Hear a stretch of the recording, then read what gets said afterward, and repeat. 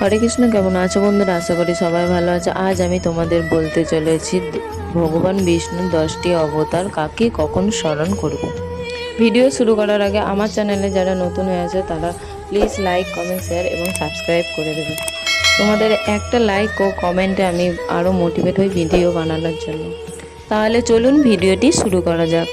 ঔষধ সেবনকালে শ্রী বিষ্ণু, ভোজনকালে জনার্দন, শয়নকালে পদ্মনাভ, বিবাহে প্রজাপতি, সংকটকালে মধুসূদন, দেহত্যাগের সময় নারায়ণ, দুঃস্বপ্নে স্মরণ করুন গোবিন্দ, প্রিয়জনের সঙ্গমে শ্রীধর, যুদ্ধে চক্রধর দেব, জলের মধ্যে বরাহ। ভিডিওটি ভালো লাগলে অবশ্যই লাইক, কমেন্ট, শেয়ার এবং সাবস্ক্রাইব করে দেবে। আর আপনাদের মনে যদি কোনো প্রশ্ন থাকে তাহলে অবশ্যই আমাকে কমেন্ট করে জানাবেন, আমি রিপ্লাই দেব। তো আজ এই পর্যন্তই। ততক্ষণ সবাই সুস্থ থাকুন, ভালো থাকুন এবং গোবিন্দের সেবা করুন।